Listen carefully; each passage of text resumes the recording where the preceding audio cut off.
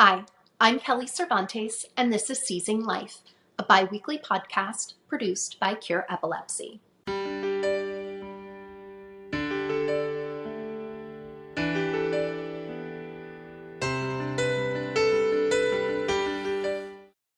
Today, I'm happy to welcome Lauren Panko to the podcast. Lauren is the Vice President of Marketing for WCG, a global organization that specializes in clinical research services for drug development companies. Part of the company's mission is to help drug developers bring treatments and new medicines to patients quickly, safely, and effectively. A mission that is close to Lauren's heart after being diagnosed with generalized idiopathic epilepsy at the age of 26. Lauren is here today to discuss her journey to diagnosis, the impact that epilepsy has had on her work and personal life, and how she has dealt with these challenges. Lauren, thank you so much for joining us today. So you weren't diagnosed with epilepsy until you were in your mid-20s. Can you describe and explain what that first seizure was like? That first seizure was tough. That's the best word that I'll use. But it was December of 2016. I was coming home from a friend's gathering for the holidays and unpacking the car. And so I was moving from the car into the home, going through the garage. And from this point forward, I will tell you, none of this story is mine. It was my fiance's who recalls the story for me, where he was trying to get my attention. He needed help unpacking something, and he just kept calling my name, and I wasn't responding to him. And the next thing he knows, I've dropped what is in my hand, which was a big glass pitcher. Thank goodness it didn't break into a million pieces. But he sees me move from my feet and fall backwards straight onto my back, and I hit my head on the concrete in the garage. Next thing I know, I'm waking up in the hospital. I'm in a stretcher in the middle of the emergency room, and they're asking me a series of questions. What's your birthday? What's your first and last name? Who the current president is? And Kelly, I will tell you, I didn't know a single thing. I couldn't answer any other questions. And so that was a lot of embarrassment and a lot of fear that I had pretty immediately. So at that point, I was admitted to the hospital for additional review and testing. So again, it was a very fearful moment. I can imagine. Now, you had never up to this point had any other seizures that you knew of. This was a brand new thing to happen to you at the age of 26. Correct. Brand new thing.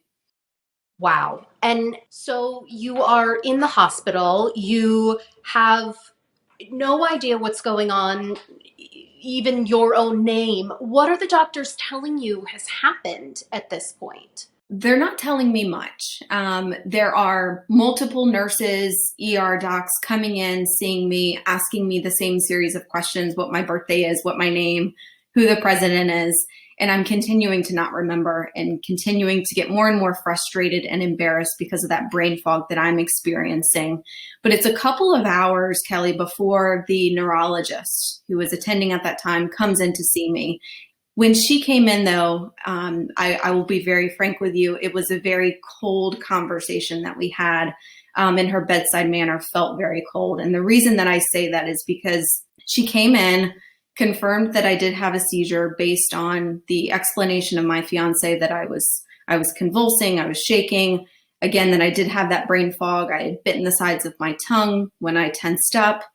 But she was very careful not to use the word epilepsy.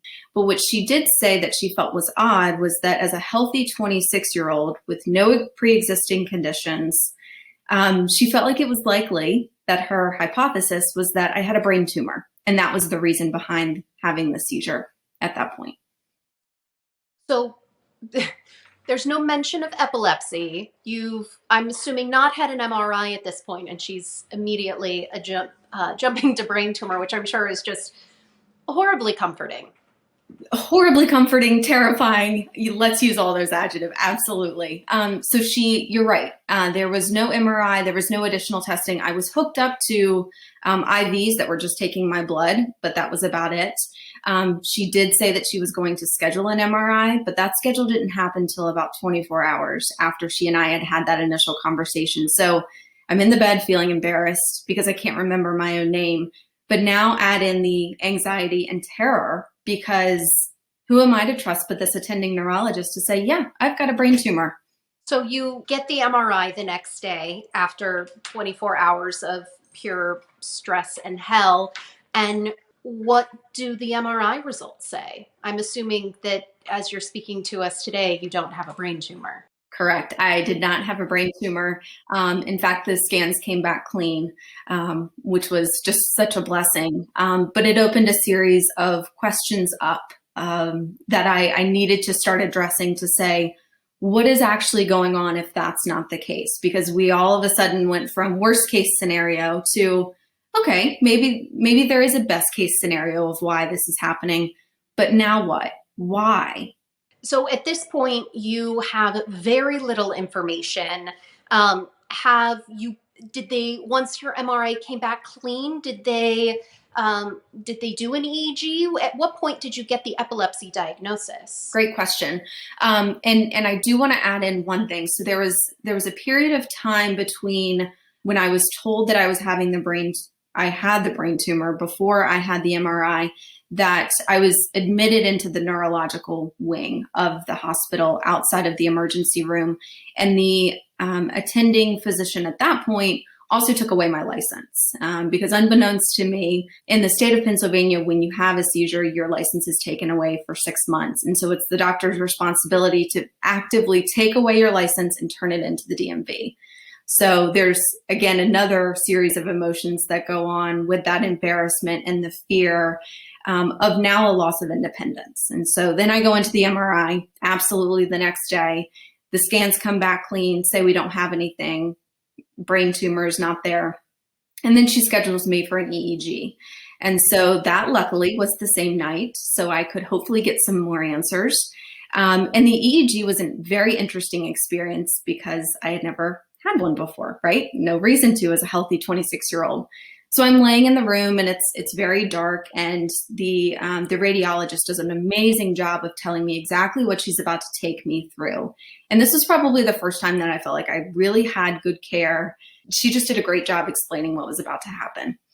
And so it was about an hour-long EEG where she said, okay, for every 10 minutes, we're going to do something different to see if any neurological brain activity happens as we do things like flash lights in your face, or make you count backwards from 10 multiple times, or have you breathe heavily for about 10 minutes, or just have you lay there and pretend like you're sleeping. So let's see what happens.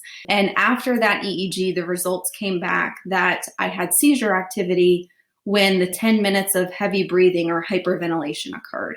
So they were able to, at that point, diagnose me with epilepsy because they saw a second seizure activity again during that hyperventilation stage. Now, this is a little confusing because it's my understanding that you are a marathon runner. And I imagine that there is probably some heavy breathing occurring while you are running 26 miles. So what do you know about your epilepsy now? And what your triggers are? Have you done genetic testing? Do you know what's causing it, or have any other answers today versus when you were initially diagnosed? It's a great question, and it's something that I've yearned the answer for in black and white. Like, let's not live in that gray area. Let's get the black and white answers. And it's taken about 5 years for me to get there, with a lot of different doctors' visits, more EEGs that are being run, a lot of research, a lot of conversations and support groups.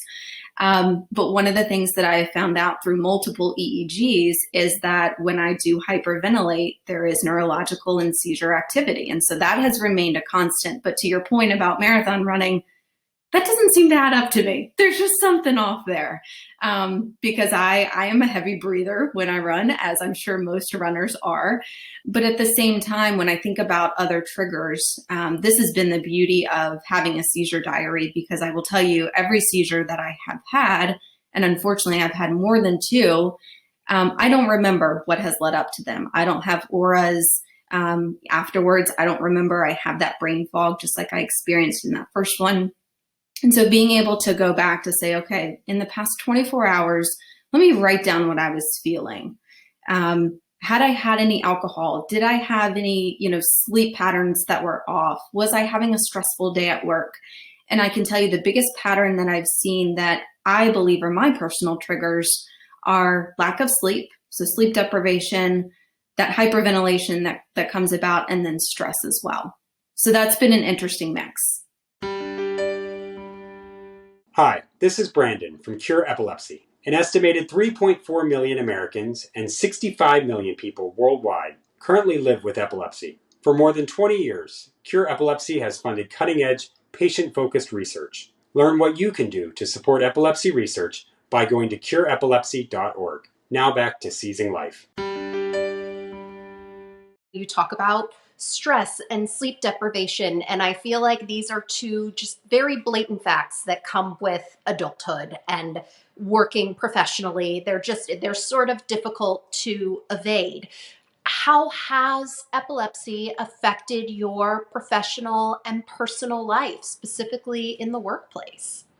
Yeah, the workplace piece is tough, but I will tell you, I am extremely lucky that I work for an organization who, first of all, is involved in clinical research. And so the latest and greatest knowledge about epilepsy or any diagnosis, I feel like I'm going to be at the forefront of. I'm going to know what's going on, right? But I recognize also that not everyone is as lucky to be in a profession such as that. And so it comes with different angles, but I will tell you, I was very open with my HR representative, with my boss, and with a couple of colleagues. I was very specific about the colleagues that I chose to open up with about this diagnosis. And that truly has made all the difference. But I will tell you, there's also been times where I've been fearful of, okay, is this going to set me back in my career goals and aspirations? Am I not going to get that next promotion? Is someone going to take away projects from me because maybe it's too stressful and I'm working a couple of extra hours during the week? Those are fears that I have, but I've also been open and honest in saying with those colleagues in HR and my boss, please give me the benefit of the doubt. Please trust me and that I can do my job. And so there are times where I may have to shut off a little early, but I pop back on later at night when I'm feeling better. So it's sort of this give and take, and I've really had to learn about my body and the work that I do with my profession to be able to say, okay, here's what I can and cannot accomplish within a given day and a given week. But it's that open and honest communication that I think is extremely important that's led me to where I am now in my career. I love hearing about a work environment that has been supportive of your epilepsy, because I think so often we hear the horror stories. And so I really want to highlight this and find out, what specifically has your employer done, or how have they responded? In what ways, are there accommodations that you have requested that have helped you? What does this ideal work environment look like so that we can educate other bosses and other employers to emulate that experience? Yeah, that's a great question. And I'll tell you a couple of quick stories. So the first one is when I left the hospital in 2016 after my initial diagnosis. It happened on a Saturday, and I called my HR rep just to say, hey, they're keeping me overnight. I'm not going to be at work on Monday, but I'll be there on Tuesday. I was being super optimistic about what my recovery would look like. And so when I got into the office, she was very careful about just watching me to make sure that I was okay, that I was healing correctly. Not only had I had a seizure, but now I'm on new medication that is literally affecting your brain. And so she wanted to know, how is Lauren recovering? So she came with me to a couple of meetings. She was there just to watch and not be an intruder, but just to make sure I was okay. And that was so calming. But also what she said to me is at about 11 a.m. on that Tuesday that I returned, she said, Lauren, you do not look well. I need to take you home. And so she immediately helped me pack up my bags and she drove me home. And so that ability for someone to recognize in an employee, you are not doing well and I need to stand up for you if you're not going to yourself. Because I was never going to be the one that says, I need to go home. She did that for me. And I will forever be grateful for that.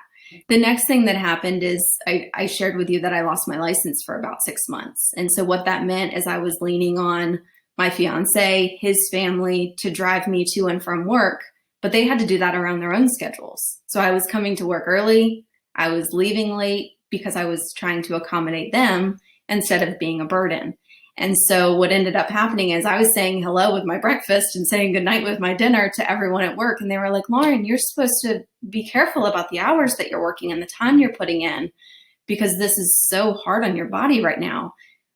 What can we do to help? And they blatantly asked for that. And I said, one of the things that I would love your help with is maybe looking at a regular Uber or Lyft service. I'll pay for it, but I just need your help and support in saying at 9 o'clock, I'm going to come in, and at 4 o'clock every day, I'm going to leave. Help me set those boundaries. And they did an amazing job with that.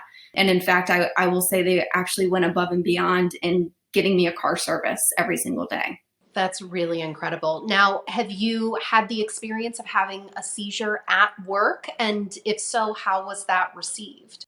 Yeah, so that actually has happened. It happened about 3 years ago. We, as an organization, get together. It's a lovely experience at the beginning of every year to plan for the upcoming calendar year.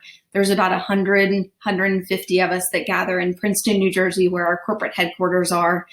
And we're there together for about 3 days to train in a room together. And on the very last day, and I think that this was a result of me being stressed in preparation for the meeting and tired from all of the, events that happen at this sort of kickoff meeting.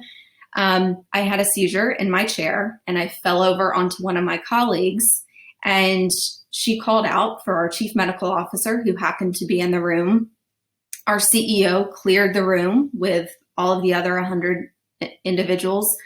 But I will tell you, what better way to wake up from a seizure than to see your chief medical officer, who was a prior attending surgeon, being the one to look at you and saying, we're going to get you help, we're going to get you to the hospital. However, at the same time, though, having a seizure, a grand mal seizure in front of 100 of your colleagues is extremely embarrassing. And a lot of them at that point had no idea that I had epilepsy, because it's not like I walk around with a purple badge that says I'm proud of who I am, but it is a hidden diagnosis at the same time. Absolutely. So Lauren, how is your epilepsy managed now? Are your seizures under control? Is there certain things, medications or diet or different things that you have found that have worked better for you? Absolutely. So after I saw the initial neurologist, after my first seizure, I knew that was not a neurologist I needed to continue with. So I did go and look for a second opinion, which I would encourage many individuals who are initially diagnosed to go and do. I would even go as far as to say is, even if you like the first neurologist you see, to still go and get a second opinion, just because there are so many unknowns. I'm so sorry. I will let you continue, but I think that is such an important point to make. Thank you. So I did go get that second opinion, and I am so glad that I did, because the bedside manner was completely different. My care was completely different from that point on. And so we looked at things like diet and exercise and mindfulness. And I do follow a new diet now. So I'm gluten-free. I am dairy-free when I can be, but I will tell you, I enjoy some Ben and Jerry's every now and then. But, one of the most amazing things that neurologist, who I still see to this day, told me is that we are not going to let epilepsy define who you are in your life. And it was such a profound statement that it's almost like the billboard of what's in the mirror staring at me every single day, to say, I can manage this.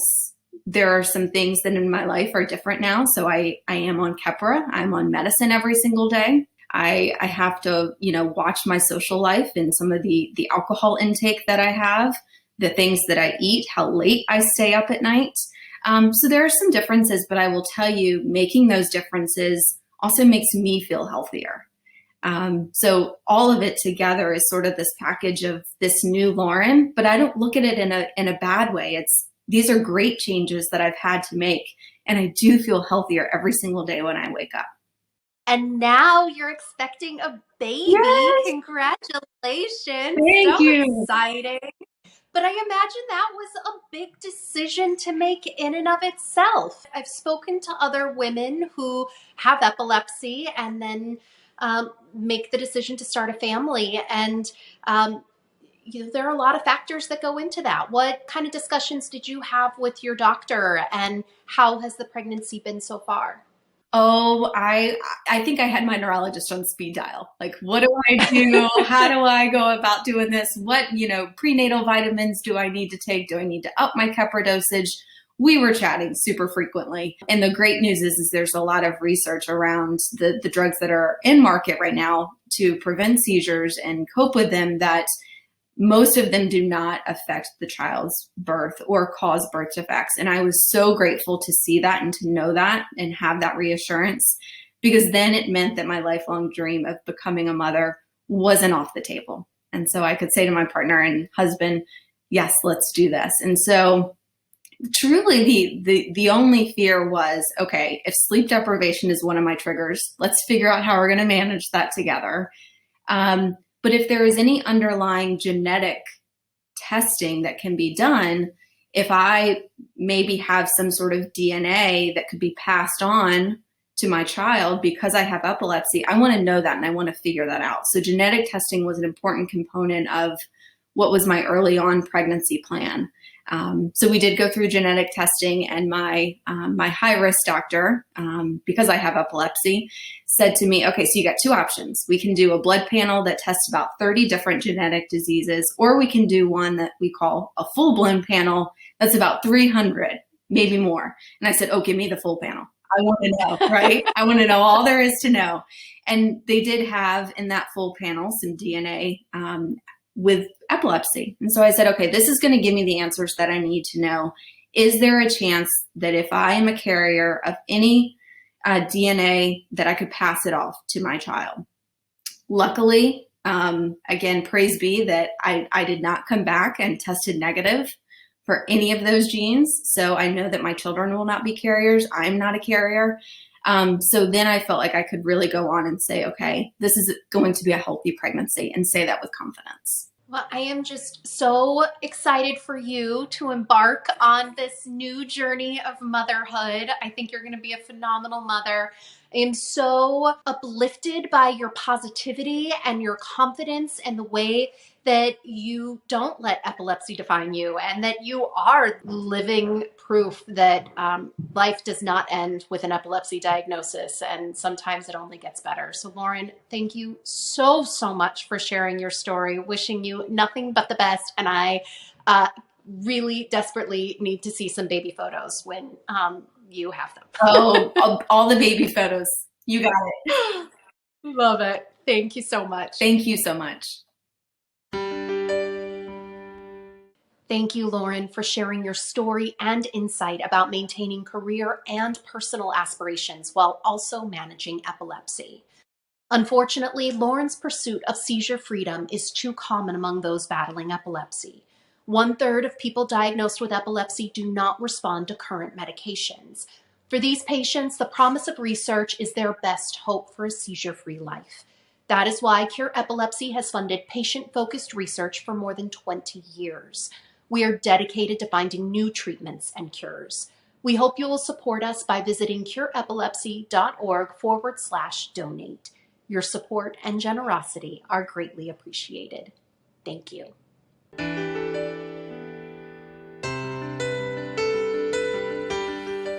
The opinions expressed in this podcast do not necessarily reflect the views of Cure Epilepsy. The information contained herein is provided for general information only and does not offer medical advice or recommendations. Individuals should not rely on this information as a substitute for consultations with qualified healthcare professionals who are familiar with individual medical conditions and needs.